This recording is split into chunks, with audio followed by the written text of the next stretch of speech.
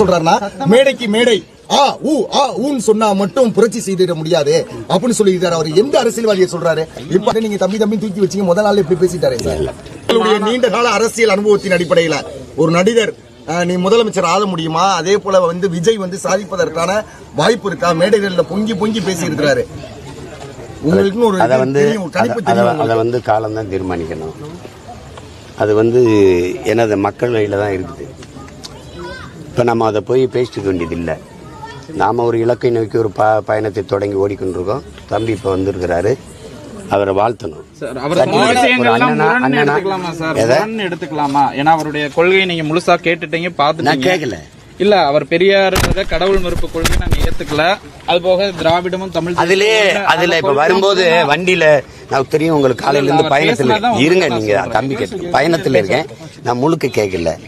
தம்பிகள் சின்னதா அனுப்பின அந்த துளி காணொலியில பார்க்கும்போது பெரியாரின் கடவுள் மறுப்பை ஏற்கலைங்கிறார். ஆனால் பகுத்தறிவை ஏற்கிறோங்கிறார். பகுத்தறிவு கொள்கைகளுக்குள்ளதான் கடவுள் மறுப்பு இருக்குது. பெண்ணிய உரிமையை ஏற்கிறோம்ங்கிறாரு.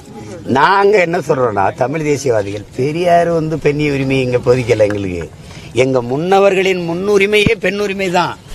பெரியார் ரொம்ப பின்னாடி. பெரியார் பிறக்கிறதுக்கு முன்னாடி எங்க பாட்டி வேலுநாச்சியார் இருக்கல. நீ உலகத்துல எப்படிப்பட்ட பெண்ணை, இப்படி ஒரு பெண் வாழணும்னு உலகத்துல ஒரு சிந்தனையாளன், புரட்சியாளன், ஒரு எழுத்தாளன், ஒரு கவிஞன் எப்படி எல்லாம் கற்பனை பண்ணி எழுதுவானா, அப்படி வாழ்ந்து மறைந்த மகள் எங்க பாட்டி வேலுநாச்சியார்.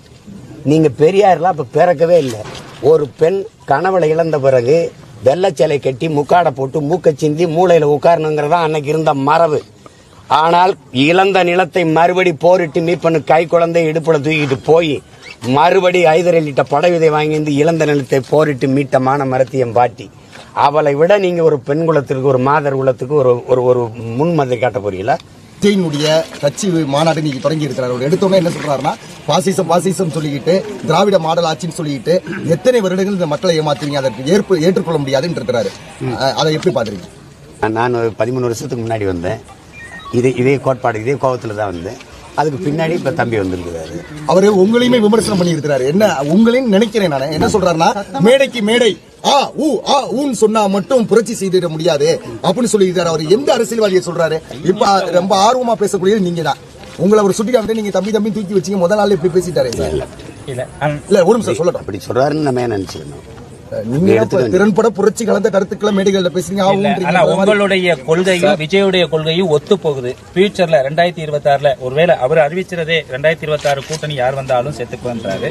அப்ப நீங்க அந்த கூட்டணியோட சேர்ந்து பயணிக்கிறது இருக்கிறா. உங்களுடைய கொள்கை கோட்பாடும் அவருடைய கொள்கை கோட்பாடும் ஒத்து போகுது. ஆட்சியிலையும் பங்கு, அதிகாரத்திலையும் பங்கு அப்படின்னு சொல்லி சொல்றாரு. இல்ல அது ஒத்து போகல. இல்ல நீங்க சொன்ன விஷயங்கள் எல்லாம் அவர் மாநாட்டில் சொல்றாரு. நான் சொன்னதுங்கிறது நீண்ட கால இன வரலாறு, இருக்கிற பிரச்சனைகள், இப்ப இருக்கிறதெல்லாம் அதுக்கு தீர்வு என்னன்னு வந்தது. இந்திய திராவிட கொள்கைக்கு மாற்றா வந்தவங்க நாங்க தமிழ் தேயர்கள்.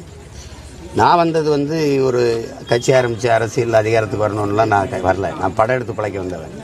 வரலாறு காலம் எனக்கு இந்த பணியை கையளிச்சிருச்சு. காரணம் என் இனச்சாவு. அப்ப எனக்கு கையளிக்கப்பட்ட கடமையை நான் செய்யணுங்கிற நிர்பந்தத்துக்கு தள்ளப்பட்டேன். அது செய்யறேன் உறுதியான. அவருடைய கொள்கை திராவிடமும் தமிழ் தேசியமும் இரு கண்கள்னு தம்பி சொன்னார்னா அது எங்க கொள்கைக்கு நேர் எதிரானது. நாங்கள் திராவிடமும் தமிழ் தேசியம் ஒன்றும் இல்லை. அது வேற, இது வேற. இது என் நாடு, என் தேசம், இங்கு வாழுகிற மக்களுக்கான அரசியல் தமிழ் தேச அரசியல். அது உச்சத்தை விடுத்து உங்களை மட்டுமே நம்பி வந்திருக்கிறேன் அப்படின்னு சொல்லியிருக்கிறார். மக்கள் ஏற்றுக்கொள்வதற்கான வாய்ப்பு இருக்கா? இல்ல, அதுக்கு பொறுத்தான் பார்க்கணும். நீங்க இங்க இருக்கிறது ஒண்ணுதான் இருக்குது. கருத்தியல் புரட்சி மூலமா தான் மக்களை வென்றெடுக்கணும். அது நீங்க என்ன மாதிரி கருத்துக்களை வச்சு மக்களுக்கு ஒவ்வொன்றிலையும் நீங்க தெளிவுபடுத்துறீங்கன்னு இருக்கு. ஒவ்வொன்றுக்கும் நீங்க இவ்வளவு கேள்வி என்ற கேட்குறீங்க. இந்த மாதிரி கேள்விகளுக்கு நின்று பதில் சொல்லி விளக்கம் சொல்ல தெரியணும். ஒரு பிரச்சனைனா பிரச்சனைக்கான வேறு தெரியணும், அதுக்கு தீர்வு தெரியணும். விமர்சனங்களுக்கு பதில் சொல்லியிருக்காரு. மற்ற கட்சியில மறைமுகமா பேசியிருக்காரு. 2 கட்சியில மட்டும் நேரடியா சொல்லியிருக்காரு. அதாவது என்னன்னா, பாஜக எனக்கு சித்தாந்த எதிரி, அதே மாதிரி திராவிட மாடல் அப்படின்ற வார்த்தையை டைரக்டாவே சொல்லிட்டாரு. அதை எப்படி சார் பாக்குறீங்க? இப்ப நீங்க பெரியாரை ஏற்கும் போது திராவிடத்தை ஏற்கிறீங்க. அதை தான் அவங்களும் ஏற்றுக்கிட்டு திராவிட மாடலுங்கிறாங்க. நாங்கள் அது திருட்டு மாடலுங்கிறோம், இந்த தீஞ்சு போன மாடலுங்கிறோம். திராவிடம்ங்கிறது சமஸ்கிருதம், மாடலுங்கிறது ஆங்கிலம். இது என்ன தமிழ்நாட்டில் ஒரு மாடல்? தமிழன் அறம் சார்ந்த ஆட்சி, தமிழர் ஆட்சின்னு சொல்ல உங்களால முடியல. இது என்ன மாடல் இது? நான் மிகுந்த தெளிவான கொள்கை முடிவுள்ளவன். என் பயணம் என் கால்களை நம்பி தான். அடுத்தவர் கால்களை நம்பி உங்கள் பயணத்தை தொடங்காதீர்கள் அப்படிங்கிற தத்துவத்தை படித்தவன். இப்ப நான் என்னுடைய இலக்கை நோக்கி பயணிக்கும் போது உங்க கால்களை நம்பி பயணிக்க முடியாது.